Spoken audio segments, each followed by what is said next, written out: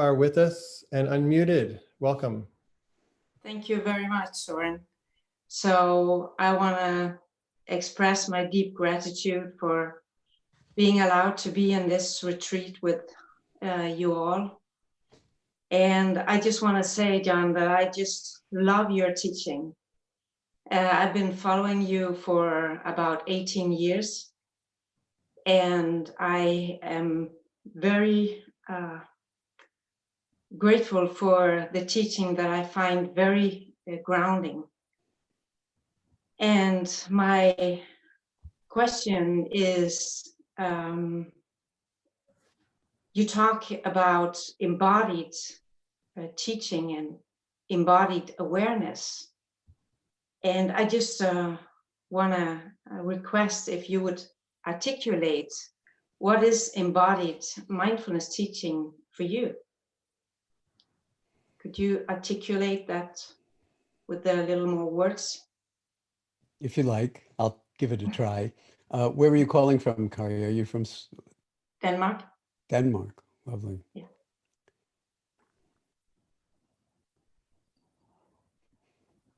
Well, it's a fair question. It's a very profound question. You know, it's a word that, you know, can easily be misunderstood or have lots of different meanings. And what it means for me is that the conduct of my life, so to speak, from moment to moment to moment, is congruent with my deepest understanding of what's important, is in alignment or congruent with love, for instance, with kindness, with caring, with deep insight into the nature of, I don't know, I mean, then I don't know what to say, like the universe, humans, the earth, the mind. So as a scientist, I mean, you know, that's one lens to look at the world. And there are many different disciplines in science, but the whole of it is a kind of trying to understand some aspect of the nature of actuality and what we would call truth to a first approximation, because it's always getting more and more refined. But science, you know, is really incomplete unless other ways of knowing are as equally a part of things.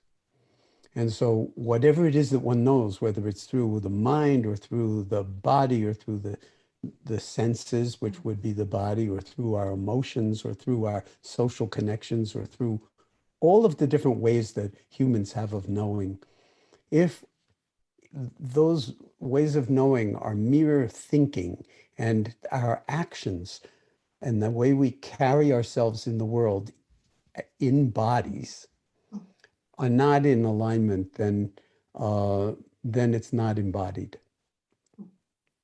And so it's like living your life authentically, as if it really, really, really, really, really, really, really, really mattered. And in my view, it does. And sometimes I say more than you think. And more than you can think, because as we've been emphasizing, thinking is limited. So you can have like fantastic philosophies of life and stuff like that. But how you treat other people could be really out of whack with your philosophy of life, or just a contradiction, or, you know. And so for me, embodiment is just living your truth for now, because your truth might change. And we need to leave a lot of room for ourselves to be different, to change, to not be clinging to one identity that's really a self-constructed narrative. And that's why I emphasize so much of the time the not knowing mind.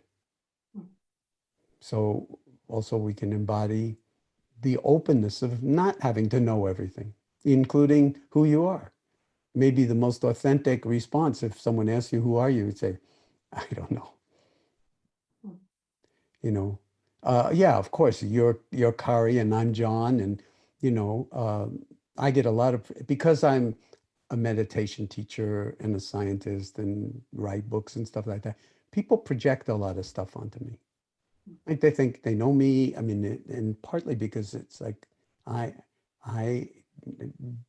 try not to hide. So there can be a sense of intimacy, because the meditation practice is nothing if it's not intimacy. It's intimacy with awareness. But so some people will say like, oh yeah, I know you. You're Jon Kabat-Zinn. I say, well, I'm glad you know me, because I don't. It's a work in progress. And it really is a love affair. And I don't mean that in some kind of play the violin romantic way. I mean, it's like, this is the essence of what it means to be alive while we have the chance. And it's very precious and it's very short. I hope that answers your question. Yeah, it does. Thank you very much. Okay. Can I ask you a question? Sure. Why did you ask that question? I think I understood from, I think it was last week when I heard you speak about the embodied mindfulness or mindfulness embodied teaching. I think I understood something about being able to teach only what you know for yourself. And it makes sense to me, because I am a teacher, a mindfulness teacher myself. Mm-hmm. And for me, it's so important that I teach from, I didn't know it was the embodied teaching that I really want to be able to teach. But I think it is a different from if I'm teaching from what I know from my mind, or if I'm teaching from what I know from who I am, from the truth that I have discovered through this meditation practice. Wow, I'm really glad I asked you that question, because that is such a beautifully embodied, authentic response. And it's personal. And, it's extremely important for all of us to recognize that the meditation practice isn't asking you to be something you're not or somebody you're not. It's to show up 100% as you. That's what the meditation practice is all about. And so if you're a mindfulness teacher or a meditation teacher, when you are present, it's almost like infectious, because it gives other people permission to be present without ever saying anything about it. They can feel that you've shown up and that you're not giving them some kind of catechism or cookbook methodology for cultivating mindfulness. And they can feel that it's coming out of your thought processes, and maybe colored a little by your own anxiety about whether you're doing a good job or not, or whether people like you. And when you come from that kind of a place that you just articulated, then the world is lucky to have you out there sharing what your understanding with others. I mean, that really is the invitation of embodiment. Otherwise, it's like cookie cutter, pretend you're something you're not, or everybody's talking the same, I don't know, contrived language that's really artificial, because you haven't swallowed it and digested it and let it emerge out of you as realization, as love, as making it real. So good luck to you. Beside you as my teacher, Jon, my teacher was the Freedom Project in Seattle, who introduced me to you. So that's how I got introduced to you.